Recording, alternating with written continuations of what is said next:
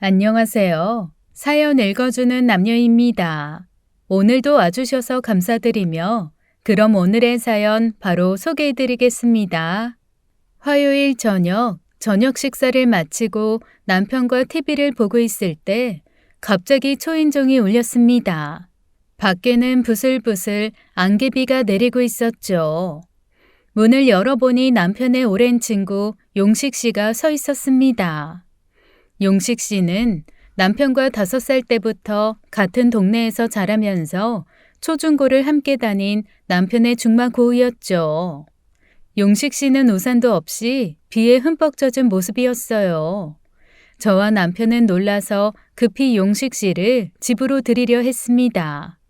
저는 수건을 들고 와 용식 씨에게 내밀며 말했어요. 어머, 용식 씨, 비에 다 젖으셨어요. 어서 들어와요. 그러다 감기 들어요. 용식 씨는 미안하다며 고개를 숙였습니다. 재수 씨, 미안해요. 제가 갑자기 찾아와서.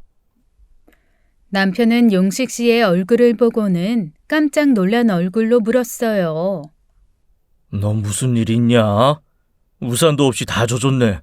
아니, 뭐하고 서 있어? 빨리 들어오지 않고. 아니야, 가봐야지. 그냥 지나가는 길에 네 얼굴이 보고 싶어서 잠깐 들렸다. 용식 씨는 남편과 오랜 친구였지만 이렇게 예고 없이 찾아오는 사람은 아니었어요.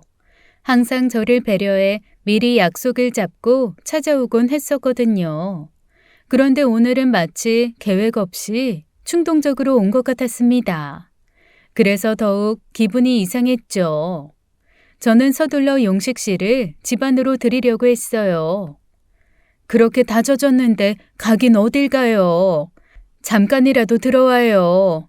가시더라도 남편 옷으로 갈아입고 가요. 뭐 하세요? 어서 안 들어오고. 저녁은 드셨어요? 안 드셨으면 드시고 가시지. 그래, 임마. 여기까지 와서는 무슨 들어와 보지도 않고 그냥 가냐, 섭섭하게. 들어와. 술이나 한잔하자. 하지만 용식 씨는 고개를 저으며 집에 들어오기를 거부했어요. 아니야. 그냥 재훈이 네 얼굴 보고 싶어서 왔어. 진짜야. 봤으니 이제 됐다. 재훈아, 나 가볼게. 용식 씨 옷에서 술 냄새가 은은하게 풍겼습니다. 분명 어디서 술을 마시고 온 듯했죠. 저와 남편은 그가 무슨 일이 있다는 것을 직감했어요. 용식 씨는 4년 전 끔찍한 사고로 아내와 하나뿐인 아들을 잃은 후 시골에서 홀로 지내며 외부와의 교류를 거의 끊고 살았죠. 그 이후로 우울증과 외로움에 지친 삶을 살고 있었어요. 그래서 저희 부부는 평소에도 그런 용식 씨를 안타깝게 생각했죠. 그런데 용식 씨가 이렇게 갑작스럽게 그리고 술에 취한 상태로 우리 집을 찾은 것은 분명 무언가 심상치 않다는 신호였습니다. 용식 씨는 굳고 우리 집에 들어오지 않겠다고 고집을 부렸죠. 결국 제가 용식 씨 팔을 잡아 억지로 집으로 들였습니다. 그러지 말고 잠깐만 앉았다가요. 여보, 술상 차릴까? 그래, 당금주 남은 거 있지? 그거에 안주는 대충 아무거나 줘. 귀한 분 오셨는데 아무거나 어떻게 주니? 내가 금방 김치찌개랑 소고기 좀 구워올게. 그렇게 저는 간신히 용식 씨를 집으로 들였어요. 이후 남편과 용식 씨는 주거니 받거니 하며 한동안 술을 마셨죠. 남편과 용식 씨는 어린 시절 추억을 이야기하며 웃고 떠들었어요. 저 이야기는 남편과 용식 씨의 술자리 18번이었죠. 질리지도 않나 싶더라고요. 남편은 술자리 중간중간 용식 씨가 걱정되는 마음에 근황을 계속 묻곤 했습니다. 혼자 시골에서 칩거를 하며 산다고 하더니 용식 씨는 살이 많이 빠져 있었죠. 요즘 건강은 괜찮아요? 용식 씨 살이 많이 빠진 것 같은데. 그냥 똑같죠. 시골에서 살다 보니 야식을 안 먹어서 살이 빠지는 것 같아요. 그리고 새벽쯤이 되자 용식 씨는 자리에서 일어나 간다고 했어요. 남편이 자고 가라고 말렸죠. 지금 이 시간에 니네 집을 어떻게 가? 그 시골 구석까지는 대리기사도 못 불러. 그냥 자고 내일 가. 집에 안 가. 만식이네로 갈 거야. 만식이는 용식 씨 남동생이었어요. 재수 씨, 늦은 시간에 찾아와서 미안했어요. 미안하긴요. 언제든 내 집이다 생각하고 찾아오세요. 괜히 혼자 청승 떨지 마시고. 알았죠? 그렇게 저희 부부는 택시를 잡아주고는 용식 씨를 보냈죠. 그때 용식 씨가 떠나기 전 남편에게 이상한 말을 했습니다. 재훈아, 너는 참고 살지 마. 하고 싶은 거 다 하고 살아. 알았지? 나는 마음속에 돌을 얹고 살았더니 아니다. 하여간 스트레스 받지 말고 네 마음이 가는 대로 편하게 살아. 재수 씨도 시댁 식구들한테 참고 살지 말아요. 당당하게 어깨 펴고 살아요. 아니 너 왜 그래 임마. 재훈아, 고맙다. 재수 씨, 고마워요. 그렇게 말한 용식 씨는 택시 문을 닫아버렸고 택시는 그대로 출발했습니다. 그의 말이 제 가슴에 박혔습니다. 용식 씨 말은 갑작스러웠어요. 남편과 저는 그저 멍하니 떠나는 택시 뒷모습만 바라보았습니다. 그날 밤 남편은 용식 씨 걱정에 잠을 이루지 못했어요. 계속 한숨을 내쉬었죠. 저도 그의 마지막 말이 계속 머리에 맴돌았습니다. 왜 그렇게 우리에게 마음 가는 대로 편하게 살라고 했을까? 용식 씨는 분명 무엇인가 큰 결심을 한 듯 해보였어요. 그날 밤 저와 남편은 각자 깊은 고민에 빠졌습니다. 다음 날 저는 남편에게 물었어요. 용식 씨는 동생네 잘 들어가셨나? 남편은 고개를 끄덕이며 답했어요. 그렇지 않아도 아침에 만식이한테 전화해봤는데 잘 들어왔다네. 만식이네 집에서 당분간 지낸대. 그렇지 않아도 어제 일이 계속 신경 쓰여서 조만간 걔네 형제들 시간 내서 보려고. 잘했어. 그래, 나도 영 마음이 쓰이네. 남편의 말을 듣고 저도 안심이 되었죠. 용식 씨가 오랜만에 사람들과 어울리며 지내는 듯해서 다행이라는 생각이 들었어요. 그러나 일주일 뒤 그 안심은 처참히 무너졌습니다. 그날은 평소처럼 평온한 아침이었어요. 창밖을 바라보니 하늘이 파랬죠. 그때 남편 전화가 울렸어요. 남편은 전화를 받더니 순간적으로 얼굴이 창백해졌습니다. 뭐라고? 야 임마, 그게 무슨 소리야? 그래 알았어. 내가 당장 갈 테니까 주소 문자로 바로 보내. 그래. 남편은 손까지 떨며 전화를 끊었어요. 왜 그래? 무슨 일인데 여보? 용식이가 죽었대. 순간 모든 것이 멈춘 듯한 기분이 들었어요. 남편의 말을 듣자마자 저도 믿기지 않아 멍해졌죠. 저와 남편 모두 한동안 말을 잇지 못했습니다. 급하게 준비를 마친 우리는 곧바로 장례식장으로 달려갔어요. 장례식장에 도착하니 용식 씨의 동생 만식 씨가 상주로 서 있더군요. 그는 눈이 퉁퉁 부어 있었고 당장이라도 쓰러질 것 같은 모습이었습니다. 남편은 그를 붙잡고 물었어요. 만식아, 대체 이게 무슨 일이냐? 어떻게 된 거야? 하지만 만식 씨는 아무 말도 하지 못한 채 눈물만 흘리고 있었어요. 우리 부부는 용식 씨의 영전에 예를 올리고는 한동안 아무 말도 할 수 없었습니다.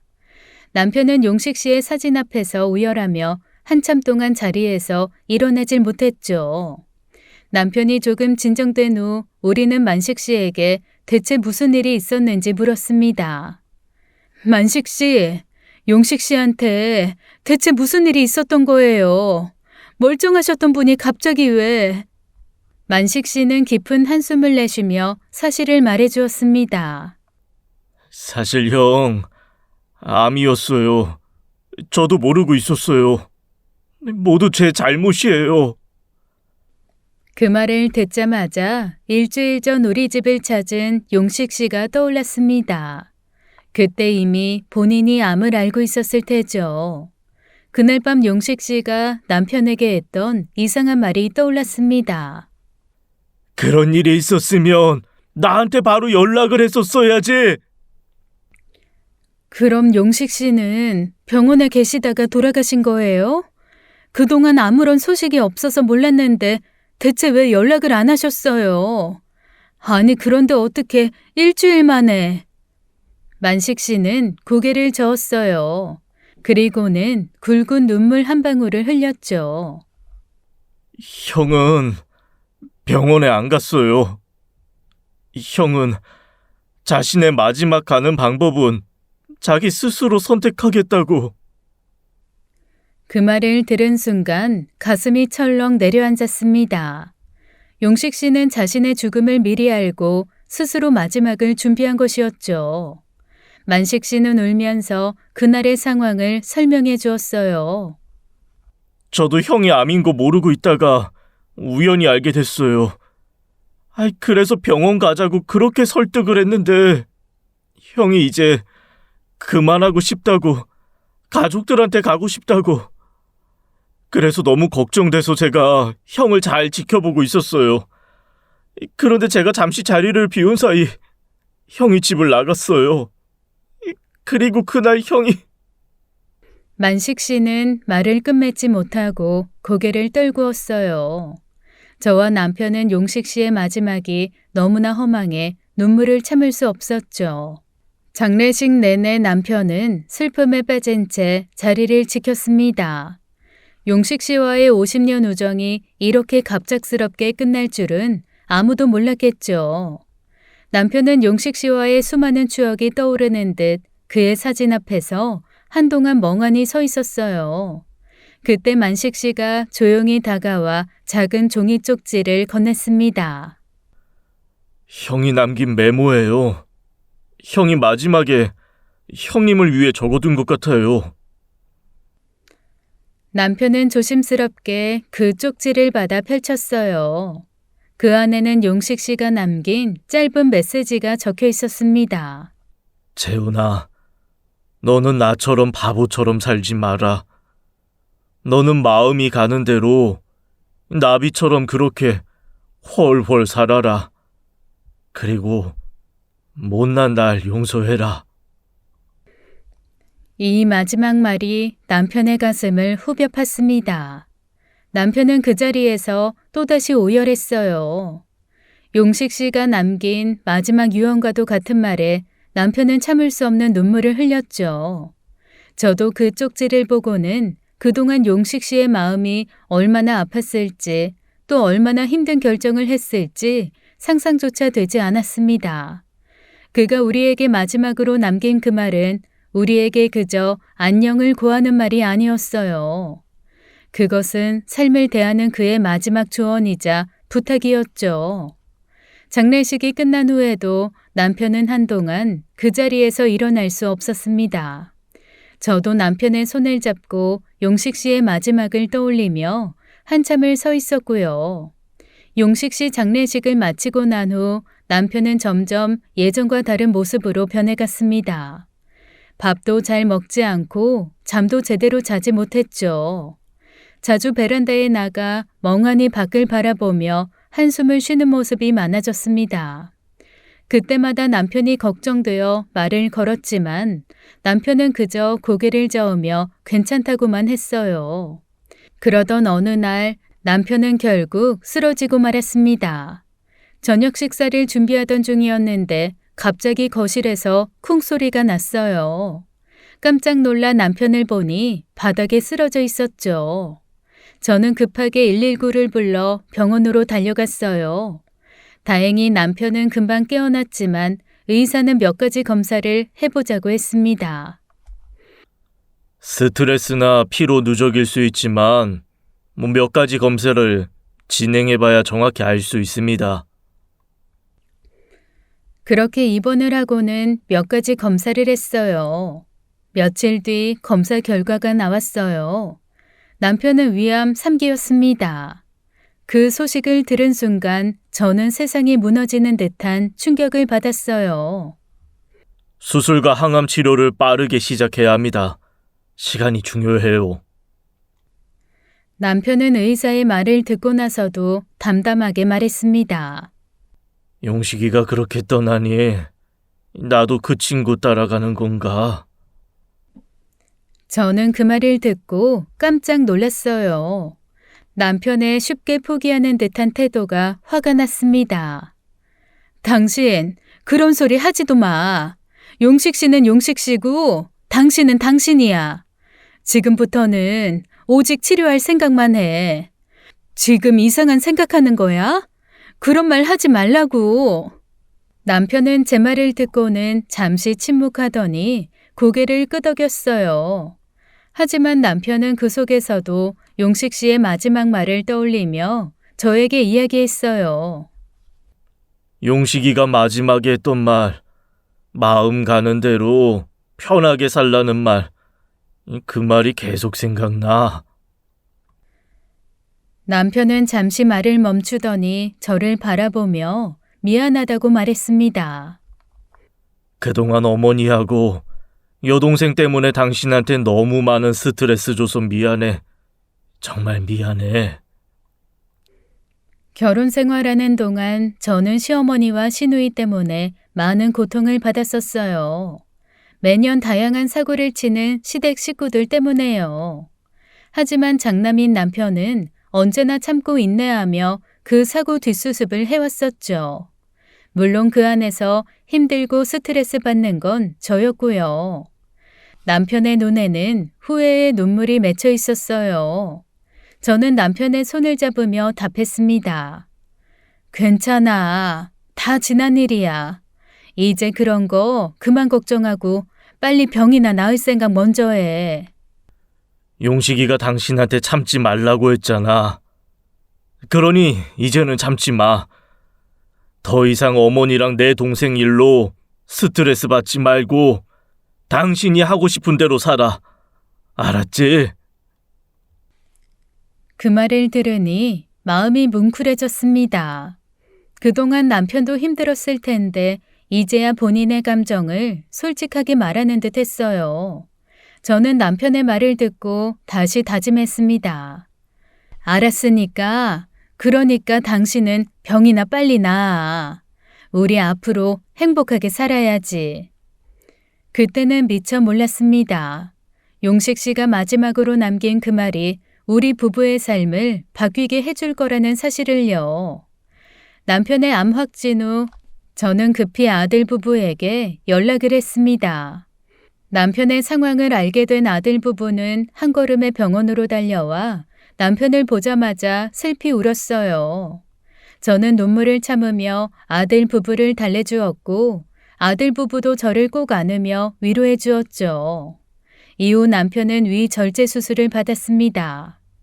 남편이 수술을 무사히 마치긴 했지만 의사는 수술 후 상태를 좀 지켜보자고 했어요. 일단 수술은 잘 끝났지만 이후 상태를 좀 확인해 봐야겠어요. 그리고 이어서 항암 치료도 진행해 봅시다. 당분간은 입원하셔서 상황을 좀 보죠.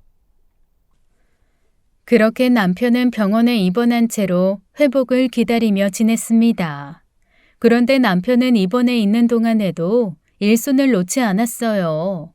남편은 소매업 자영업을 하고 있었는데 병실에서 핸드폰을 통해 배달 직원들에게 지시를 내리고 거래대금을 관리하고 있었어요. 그냥 좀 제발 좀 쉬어. 지금은 일보다 회복이 더 중요하잖아. 하지만 남편은 고개를 저으며 고집을 부렸습니다. 그냥 누워서 전화로 일 지시하는 건데 뭐. 이 정도는 알 수 있어. 전화 몇 통과 폰뱅킹으로 입출금 처리하는 거니까 괜찮아. 그렇게 남편은 계속 일을 이어갔고 저는 그저 남편을 지켜보며 놔두기로 했어요. 몸이 힘들어도 마음만큼은 편안해야 한다는 생각이 들었기 때문이었죠. 한편 저는 신우에게도 남편의 암 소식을 알렸습니다. 시가에서도 남편의 병을 알아야 했으니까요. 하지만 시모에게는 차마 알리지 못했어요. 시모는 80세가 넘는 고령이었기에 혹시나 남편의 암 소식을 듣고 충격을 받으실까 걱정되었거든요. 남편에게 아픈 손가락 같은 동생인 신우는 소식을 듣고 병원으로 달려와 오열했습니다. 신우는 당시 48살이었지만 남편에게는 늘 사고치는 동생이었죠. 신우가 40 초반에는 바람을 피워 이혼을 당하고 몇 년 전에는 도박에 빠져 시모와 남편에게 크게 혼나기도 했습니다. 그런 신우가 오빠의 암 소식에 많이 슬퍼하며 매일 병실을 찾아왔습니다. 병원 생활이 계속되면서 가끔은 제가 외부 일을 처리해야 할 때가 생겼어요. 그럴 때마다 신우는 남편 곁을 지키겠다며 걱정 말라고 했습니다. 새언니, 걱정 마요. 제가 오빠 잘 돌보고 있을 테니 필요한 일 보고 와요. 저는 신우에게 남편을 맡기고 병원을 나설 때가 많았어요. 남편이 아무리 병실에서 일을 처리했어도 사무실과 창고에 직접 가서 확인해야 할 일도 많았으니까요. 신우가 병원에서 남편을 보살피고 있으니 저도 안심하고 집과 병원을 오가며 일을 처리했죠. 그런데 그게 정말 큰 실수였다는 사실을 그땐 미처 알지 못했습니다. 남편은 항암 치료를 계속했지만 병세는 급속도로 점점 더 나빠졌어요. 상태가 급격하게 악화되었고 결국 남편은 퇴원을 하지 못한 채 병실에 계속 누워있을 수밖에 없었어요. 이제는 소매업 일도 처리하지 못해 제가 대신 모든 일을 맡아서 처리했습니다. 그런데 어느 날 남편 거래 통장의 잔액을 확인하던 중 저는 깜짝 놀라고 말았어요. 남편이 소매업을 하고 있었기에 거래 통장에는 언제나 2억 이상의 현금이 있어야 했는데 그 돈이 모두 사라지고 없는 겁니다. 놀란 마음에 거래 내역을 자세히 살펴보니 돈이 신우에게 이체된 것을 발견했어요. 너무 놀란 저는 바로 신우에게 전화를 걸었지만 신우는 전화를 받지 않았습니다. 남편에게는 바로 말할 수는 없었어요. 그만큼 그때 남편 상태가 안 좋았거든요. 진통제를 맞으며 온종일 잠들어 있기도 했고요. 하지만 상황이 상황인지라 저는 최대한 조심스럽게 물어보기로 했습니다. 당신 혹시 최근에 신우에게 돈 빌려준 적이 있어? 남편은 고개를 저으며 대답했습니다. 은주한테? 아니 그런 적 없는데. 왜? 은주가 또 무슨 사고 쳤어? 어? 여보, 간호사 좀. 통증이 심해지는 남편이 급하게 간호사를 불러달라고 했어요. 저는 급히 간호사를 호출했고 진통제를 맞은 남편은 이윽고 잠에 들고 말았죠. 저는 속으로 신우가 남편의 돈을 몰래 가져간 게 분명하다는 생각이 들었습니다. 하지만 차마 남편에게 이 사실을 직접 알릴 수 없었어요. 의사가 당분간은 남편에게 절대 스트레스 주지 말고 안정을 취해야 한다고 신신당부했기 때문이었습니다. 특히 전날 항암 치료를 받은 후 남편은 무척 힘들어했어요. 밥도 먹지 못하는 상태였어요. 그런 상황에서 어떻게 말하겠어요. 당신 동생이 당신 암 걸린 틈을 타 당신 돈을 다 빼서 도망갔다고요. 제가 이 사실을 말하면 남편이 받을 충격이 너무 클 것 같았습니다. 저는 혼자서 분노를 사기며 신우에게 계속 전화를 걸었지만 신우는 끝내 전화를 받지 않았어요. 자기 오빠가 이렇게 힘든 상황인데도 신우가 오히려 돈을 들고 도망갔다는 사실이 믿기지 않았습니다. 너무나 괘씸했고 마음속에서 분노가 치밀어 올랐어요. 그런데 한 가지 의문이 생겼습니다. 대체 어떻게 신우가 남편의 통장에서 그렇게 큰 돈을 빼냈는지 도무지 이해가 되지 않았어요. 분명 남편은 철저하게 관리해왔고 통장 비밀번호도 쉽게 알 수 있는 게 아니었기 때문이었어요. 도대체 어떻게 그 돈을 손에 넣었는지 생각할수록 혼란스럽기만 했습니다. 남편에게 이 사실을 말할 수 없었던 저는 결국 아들에게 이 상황을 털어놓았어요. 아들, 고모가 아빠 돈을 몰래 가져간 것 같아. 네? 아빠 돈을 가지고 가다니요. 말 그대로야. 네 고모가 아빠 계좌에 있던 거래대금 2억 훔쳐서 도망갔어. 엄마는 병원에 계속 있어야 하니까 네가 좀 알아봐 줄래? 말도 안 돼. 고모도 진짜 너무하네. 지금 아빠가 저렇게 아픈데 어떡해. 그런데 그 돈은 어떻게 가져갔대요? 그건 나도 잘 모르겠네. 아무튼 그건 아가씨 잡으면 물어보기로 하고 아들, 네가 고모 좀 잡아와봐. 아들은 걱정 말라고 대답했습니다. 엄마, 걱정하지 마세요. 내가 고모 찾아서 해결해 볼게요. 그리고 며칠이 지나갔어요. 저도 속이 바짝바짝 타들어갔어요. 신우가 병원에 더 이상 나타나지 않자 남편이 신우의 안부를 물었습니다. 요즘 은주가 병원에 안 오네. 무슨 일이 있나? 저는 최대한 자연스럽게 대답했어요. 고모도 개인 일이 있잖아. 매일 병원에 오기 어렵겠지. 당신이 이해해. 남편은 자신의 여동생을 의심스러워했지만 더는 묻지 않았습니다. 혹시라도 이 은주 걔가 또 사고 치는 일이 있으면 꼭 나한테 말해, 알았지? 내가 당장 달려가서 혼내줄 테니까. 저는 코에 산소 호흡기까지 끼고는 힘겹게 저를 걱정하는 남편에게 고마웠어요. 하지만 이 순간에도 차마 신우이가 친 사고를 말할 수는 없었습니다. 남편이 전날 심정지까지 오는 사태가 터졌으니까요. 고마워. 근데 당분간은 당신 건강 생각만 하세요. 다른 건 신경 쓰지 않아도 되니까. 그리고 다음 날 드디어 기다리던 아들에게 연락이 왔습니다. 엄마, 나 고모 찾았어. 지금 고모 집 앞에 있어. 저는 순간 안도하면서도 동시에 화가 치밀었습니다.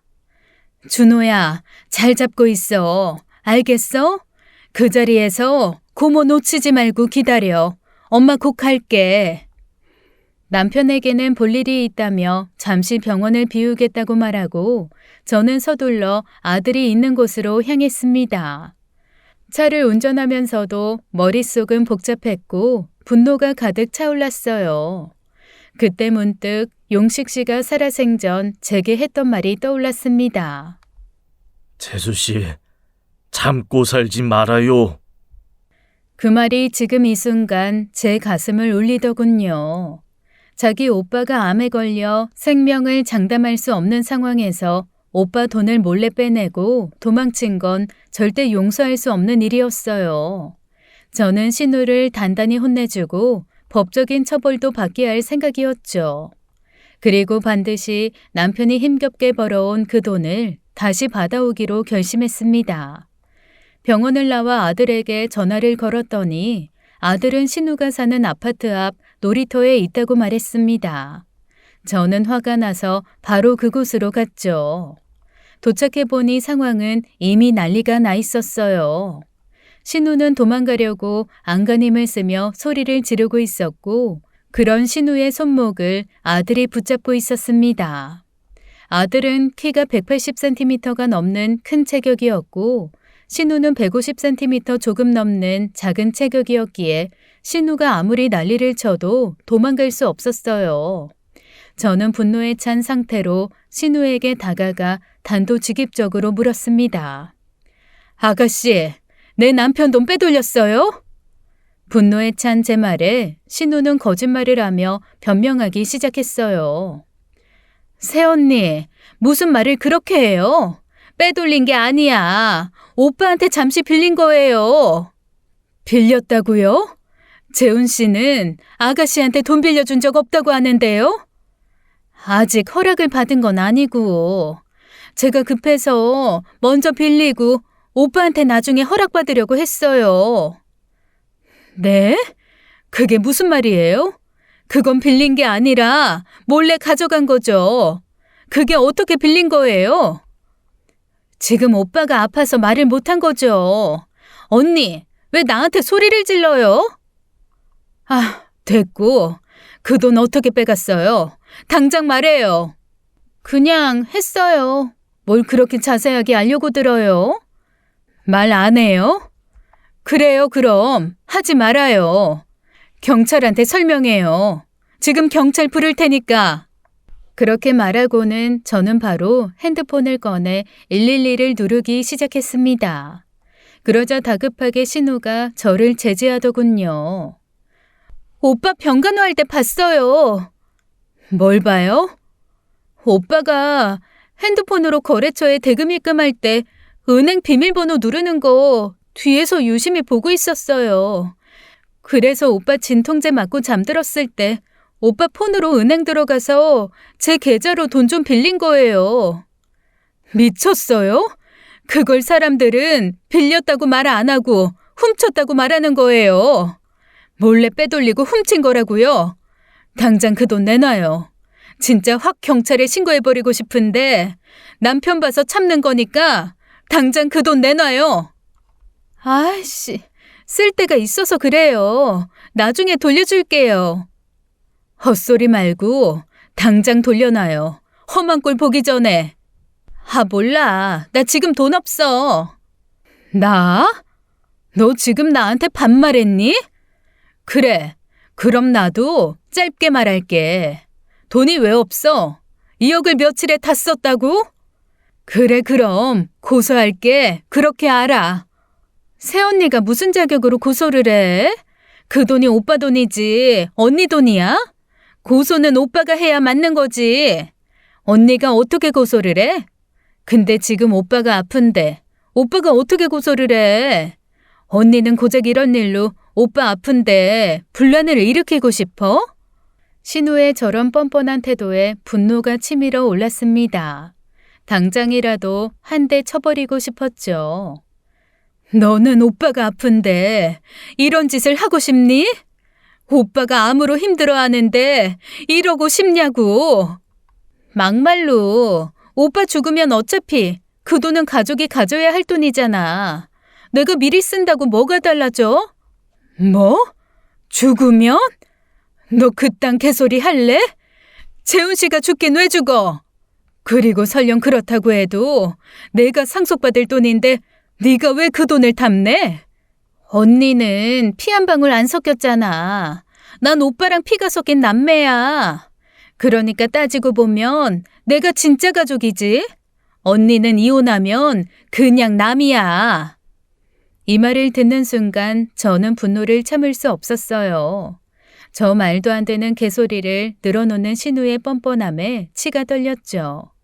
자기 오빠가 암에 걸려 힘들어하는 상황에서도 자기 욕심 채우려는 태도가 역겨웠습니다. 결국 저는 참지 못하고 신우의 뺨을 갈겨버렸어요. 어찌나 세게 때렸는지 퍽 소리와 함께 신우가 옆으로 날아갔죠. 엄마, 진정하세요. 이렇게 하면 안 돼요. 저는 아들 말도 안 들렸어요. 인내심을 다 끌어와서는 신우를 향해 마지막 경고를 했습니다. 하루야, 내일까지 돈 안 돌려놓으면 고소할 거야. 위임장 써달라고 남편한테 말해서 내가 직접 너 고소하고 교도소 쳐넣을 테니까 그거 싫으면 내일까지 한 푼도 빼먹지 말고 돈 돌려놔. 알았어? 내 남편 동생이라고 그동안 봐줬는데 이제 더 이상 봐주지 않을 거니까. 그 순간 신우가 갑자기 소리를 질렀어요. 사람 살려! 도둑이야! 이 도둑들이 대낮에 사람 때려요. 사람 살려! 뭐? 도둑? 이 개 같은 것이? 하지만 신우의 큰 소리에 놀란 주변 사람들이 몰려들기 시작했어요. 몇몇 젊은 남자들이 다가와 무슨 일이냐고 물었습니다. 아들이 그 순간 당황해서 잠시 신우의 손을 놓았어요. 그 틈을 타 신우는 그대로 도망치기 시작했어요. 아들이 바로 신우를 따라가려고 했지만 다가온 남자들이 아들을 붙잡았습니다. 어디 가세요? 무슨 일이죠? 왜 이렇게 난리인데요? 아들은 그 남자들에게 상황을 설명하려다 그만 신우를 놓쳤어요. 저도 뒤따라가려 했지만 저는 달리기를 워낙 못하는 사람이었답니다. 신우는 이미 멀리 도망가 버렸죠. 족제비 같은 것이 진짜 재빠르더라고요. 총각들, 저 여자가 내 시누이야. 근데 전현이 내 남편 돈을 몰래 훔쳐서 혼내주고 있던 거야. 우리 도둑 그런 거 아니고 가족 문제인데 오해가 있었어요. 미안해요. 젊은 남자들은 제 설명에 미안하다는 표정을 짓더니 저와 아들에게 고개 숙여 사과하고 자리를 떠났어요. 엄마, 미안해요. 꽉 잡고 있었어야 했는데 내가 놓쳐서. 어쩔 수 없지. 네 잘못은 아니야. 괜찮어.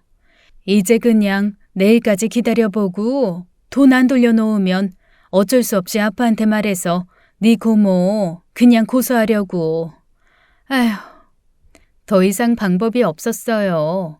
시간이 더 지체되면 신우가 돈을 다 써버릴지도 몰랐으니까요. 일단 저는 병원으로 돌아갔어요. 남편이 걱정되었으니까요. 가는 길에도 저는 신우에게 계속 전화를 걸었지만 신우는 전화를 받지 않았습니다. 아주 이를 바득바득 깔며 병원으로 왔죠. 병원에 돌아와 남편을 보니 상태가 더욱 안 좋아진 듯 보였습니다. 진통제를 맞고 여전히 잠들어 있었어요. 남편은 식사도 못하고 힘없이 누워만 있었습니다. 순간 한숨과 함께 눈물이 났죠. 자기 오빠가 지금 이러고 있는데 동생이란 작자는 어떻게 저럴 수 있을까 싶었습니다. 그리고 신우에게 경고한 다음 날이 되었어요. 그런데 갑자기 시모에게서 전화가 왔습니다. 예, 준호애미야. 재훈이가 암이라니 이게 무슨 말이냐? 신우가 나름 잔머리를 굴린 거죠. 남편의 암을 시모에게 말한 거였습니다. 저는 놀란 시모를 달래며 상황을 최대한 차분하게 설명하려 했어요. 어머님, 재훈 씨 지금 병원에 입원 중이에요. 항암 중에 있고요. 곧 이겨낼 수 있다고 하니까 너무 걱정 마세요. 그건 네 생각이니? 난 의사 양반한테 직접 들어야겠다. 거기가 어디냐? 시모는 병원을 찾아오겠다고 하더군요. 모르시면 몰랐지 시모까지 아셨으니 막을 수는 없었어요. 엄마가 아픈 아들을 보겠다는데요. 결국 저는 아들에게 연락해 할머니를 병원으로 모셔오라고 했습니다. 그리고 병원에 도착한 시모는 곧장 남편의 병실로 들어왔어요. 시모는 아들의 손을 잡고 눈물을 흘리며 말했습니다. 이게 무슨 일이냐? 재훈아, 네가 어떻게 이럴 수가 있어? 이게 무슨 일이야? 남편은 힘없이 누워있다가 시모의 목소리를 듣고는 간신히 입을 열어 자기 엄마를 위로했어요. 엄마, 나 괜찮아지고 있어. 너무 걱정하지 마시오. 그래, 그래야지. 네가 나보다 먼저 가는 게 말이 되니? 그리고는 시모는 한동안 남편 손을 잡고는 그 자리에 앉아 있었습니다. 그때 시모가 갑자기 무언가 생각났다며 놀라운 이야기를 꺼냈어요. 참, 준호애미야. 내가 오늘 아침 운주한테 이야기 들었다. 네? 무슨 이야기요? 아가씨가 무슨 말 해요? 은주가 재훈이한테 2억을 빌렸는데 그걸 준호애미 네가 알고 단단히 화가 나서 은주를 고소한다고 뭐 어쩐다고 그랬다는데. 애미야, 그 말이 사실이냐? 순간 여우 같은 신우가 교묘하게 시모를 조정하고 있구나 싶었어요. 일단 남편이 스트레스 안 받게 제 선에서 처리하려고 했는데 시모 덕분에 남편도 알게 되었습니다. 통증과 메스꺼움 때문에 인상을 쓰고 눈을 감고 있던 남편은 시모의 말에 얼굴을 일그러뜨리며 저를 바라보았어요. 저는 서둘러 시모에게 남편이 안정이 필요하니 나중에 이야기하자고 말했죠. 어머니, 지금 준호 아빠 상태 많이 안 좋아요. 의사가 절대적으로 안정 취해야 한다고 그랬어요. 그런 말씀은 나중에 하세요. 하지만 시모는 멈추지 않았습니다. 준호애미야, 은주개가 사정이 있어서 그런 거야. 겨우 2억 가지고. 어머니, 그만하시라고요. 남편은 시모의 그 말을 듣고 충격에 빠졌습니다. 고개를 돌려 저를 바라보며 물었어요. 이게 도대체 무슨 말이야? 2억이라니. 내가 은주한테 2억을 빌려주었다는 게 대체 무슨 말이야? 저는 결국 남편에게 사실을 설명해야만 했습니다. 사실 아가씨가 당신 몰래 당신 계좌에서 2억 빼갔어. 나도 알자마자 당신한테 말하려고 했는데 그날 당신 심정지 와서 차마 말 못했어. 그 이후에도 당신 잘못될까 봐 무서워서 말 못하고 내 선에서 해결하고 있었어. 남편은 크게 분노하며 침대에서 몸을 일으키려 했습니다. 이 은주개가 도대체 제정신이야? 나도 모르게 어떻게 내 통장에서 돈을 빼가? 그게 무슨 짓이야? 아유, 어떻게 그럴 수가 있어? 남편의 분노가 커지는 걸 보며 저는 남편을 진정시키려고 했습니다. 여보, 진정해. 의사가 그랬잖아. 절대적으로 안정 취하지 않으면 또 코마 상태에 빠진다고. 내가 아가씨하고 연락해서 돈 돌려받을 테니까 일단 마음 가라앉히고 있어.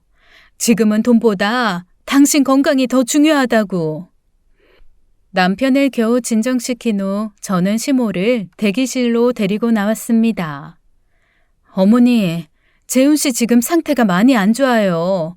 암뿐만 아니라 지금 심장에도 문제 생겨서 솔직히 하루하루가 위태롭다고요. 지금 돈 이야기를 굳이 여기에서 꺼내셨어야 돼요? 어머님한테는 아가씨만 자식이에요? 암 걸린 아들한테 그게 할 말이냐고요.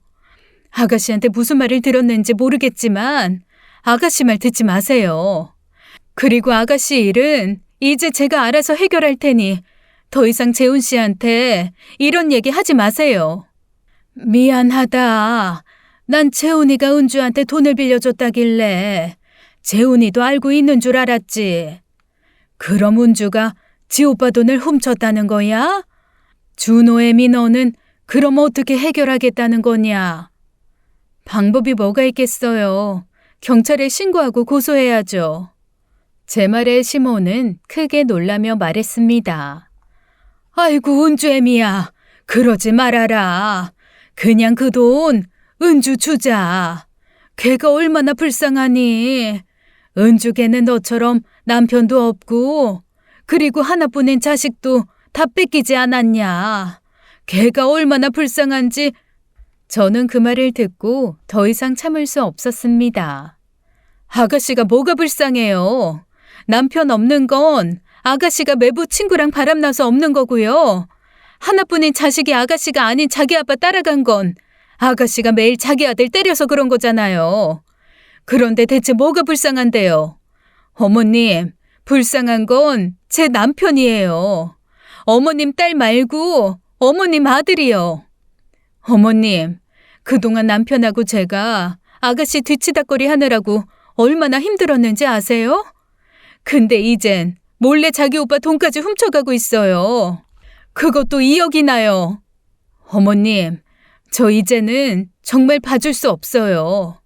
아가씨도 그렇게 살게 두면 안 돼요.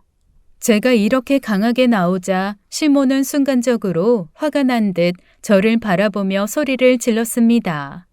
어른이 말하는데 말 대답하는 거냐?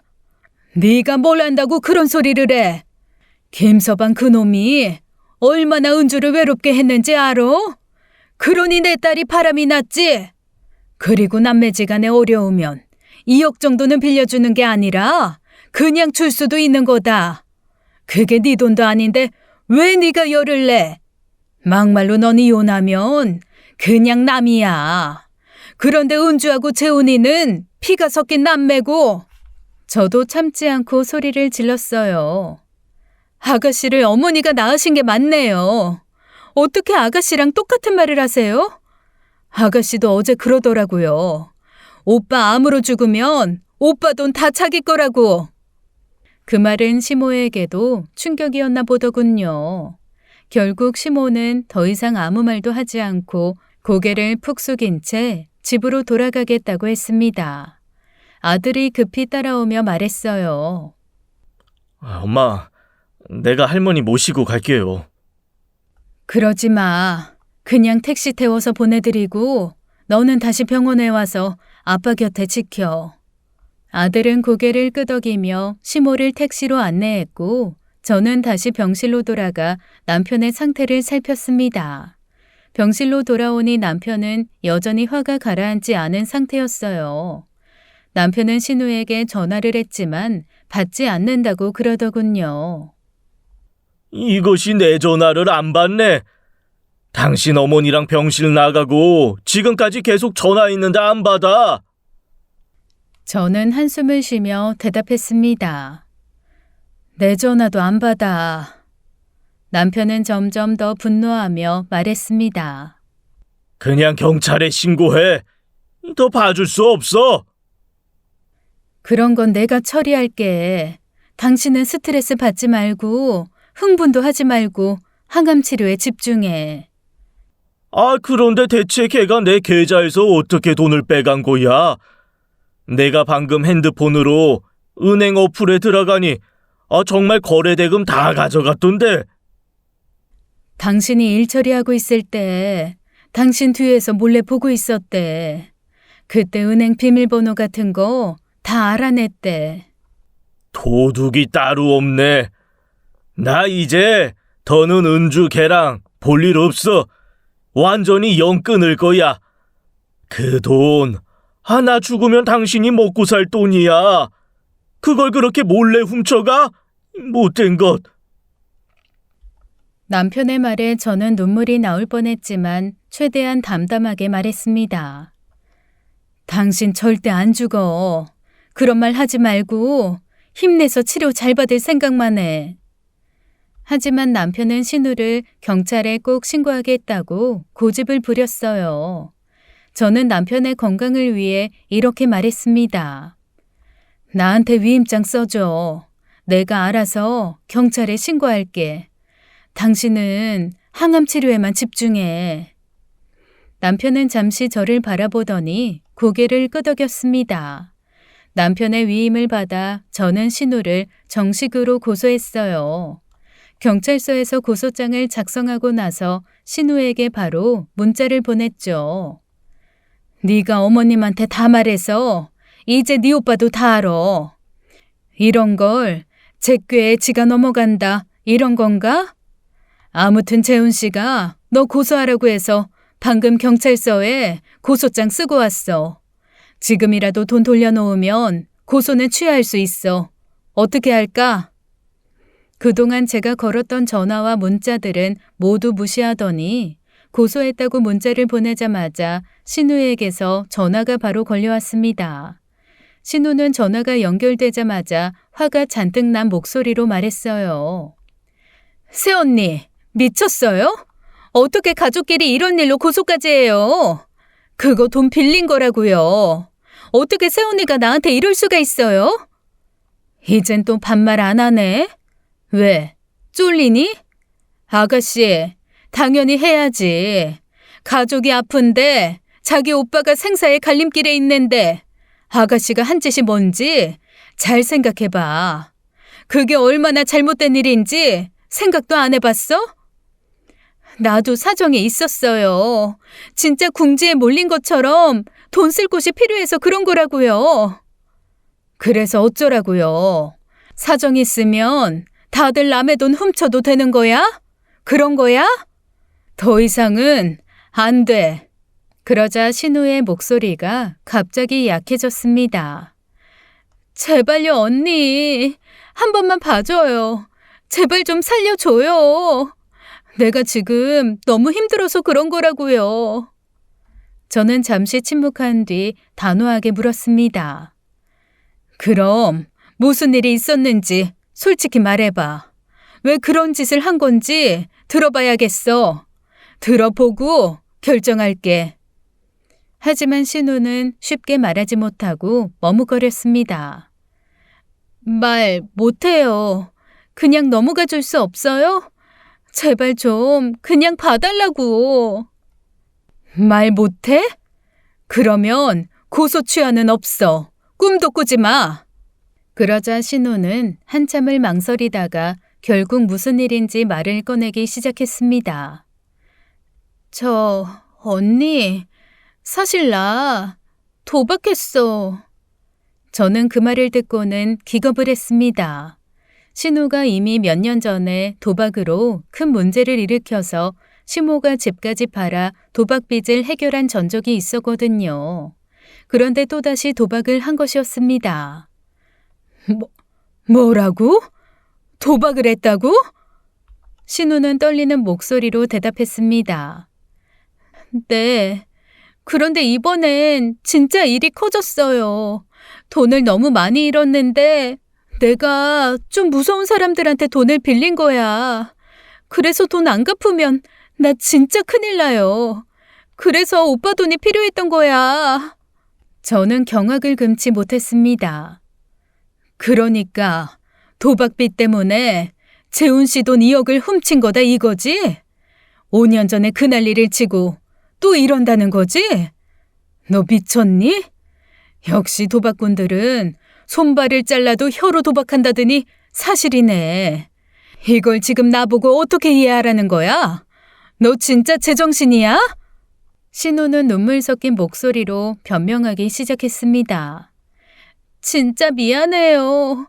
그때는 너무 급해서 그랬어. 오빠가 나중에 알면 용서해 줄 줄 알았지. 그런데 일이 이렇게 커질 줄은 몰랐어. 미안해. 이번 한 번만 봐주면 진짜로 다시는 안 할게. 이번이 마지막이야. 하지만 저는 그 말을 믿을 수 없었습니다. 너무나 황당하고 실망스러웠죠. 못 믿어. 돈 당장 이체해. 안 그러면 내가 못 참아. 너 같은 인간은 더 이상 봐줄 수가 없어. 새언니, 그렇게 매정하게 굴지 마. 솔직히 말하면 다 용서한다며. 용서할지 결정한다고 했지 용서한다고는 안 했다. 그런데 넌 용서 못하겠다. 너한테 더 이상 기회는 없어. 이 대화 전부 녹음하고 있어.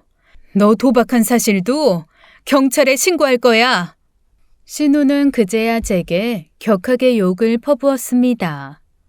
이 미땡땡 개땡땡 같은 게? 네가 날 가지고 놀아? 내가 안 갚으면 어쩔 건데? 네가 어쩔 거야? 30분이다. 돈 돌려놓을 시간 30분 줄게. 그 안에 안 돌려놓으면 도박한 것도 바로 신고할 거야. 그리고 저는 더 이상 신우의 말을 듣고 싶지 않아 전화를 끊었습니다. 30분 안에 신우가 돈을 돌려놓지 않으면 저는 그 즉시 경찰에 신고할 생각이었어요. 더 이상 가족이라는 이유로 신우를 봐줄 이유는 없었습니다. 그리고 10분쯤 지났을 때 시모에게서 전화가 왔어요. 역시나 신우가 또 시모에게 도움을 청한 거였죠. 시모는 화가 난 듯 목소리를 높였습니다. 그냥 네 시누이 한번 봐주라니까. 왜 이렇게 남매지간을 못 갈라놔서 안달이야. 가족끼리 이렇게까지 해야 되니? 어머님, 아가씨한테 연락받고 지금 전화하신 거죠?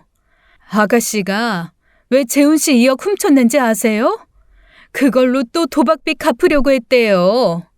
저번에 아가씨 도박 문제로 사채 썼을 때 어머님 집 팔고 저희도 모아둔 돈 다 털어서 아가씨 도와줬잖아요. 그때 아가씨가 다시는 이런 일 없다고 약속하지 않았어요? 그런데 또 도박하고 남편 돈까지 훔쳤다고요.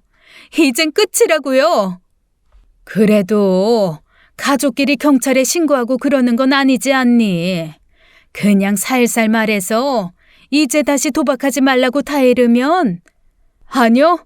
아가씨 절대 도박 못 끊어요. 저 안 참아요. 시모는 애타게 부탁했지만 저는 절대 물러서지 않았습니다. 가족이라는 이유만으로 신우의 잘못을 또다시 덮어줄 수는 없었죠.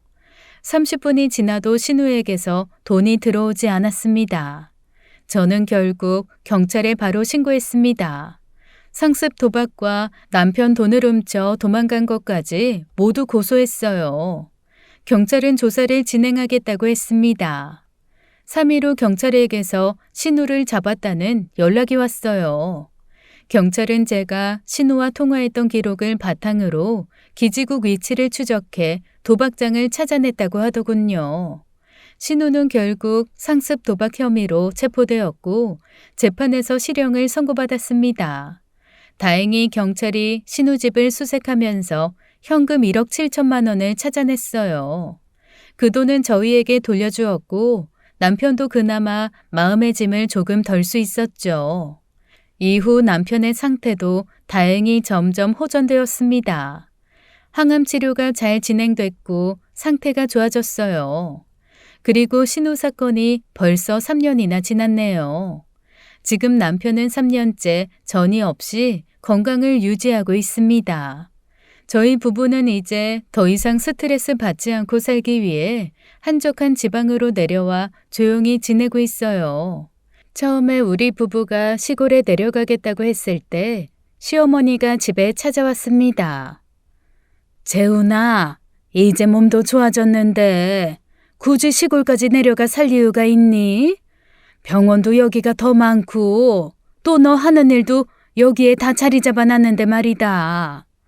그래서 더 가려는 거예요. 몸 좋아졌을 때 더 건강하게 살려고요. 너 시골 내려가면 나 혼자 여기 남는데 넌 네 엄마 생각은 안 하냐? 지금 은주도 없잖아. 그러자 남편이 한숨을 크게 내쉬고 이렇게 말했습니다. 어머니는 저 죽어갈 때 제 생각은 하셨었어요. 솔직히 은주 그렇게 된 거 어머니 탓도 있다는 생각 안 드세요? 앞으로 서울 자주 못 올 거예요. 은주 나을 때까지 건강 잘 챙기고 계세요. 시어머니는 더 이상 말을 잇지 못하고 집으로 돌아가셨습니다. 효자였던 남편이 이런 결정을 내린 건 부모 형제에 대한 마음의 상처가 컸던 것 같아요. 지금은 그동안의 고통과 스트레스를 잊기 위해 자연 속에서 여유로운 삶을 살아가고 있어요. 수많은 고통과 싸움 속에서 깨달은 건 결국 남은 인생은 평화와 안정을 찾아야 한다는 것이었죠. 더 이상 큰 소리로 싸우거나 고통스러운 기억에 얽매이지 않고 매일매일 주어진 시간에 감사하며 살고 있어요. 지금까지 사연 읽어주는 남녀였습니다. 끝까지 시청해주신 여러분 감사드리며 저희는 다음 사연으로 돌아올게요. 감사합니다.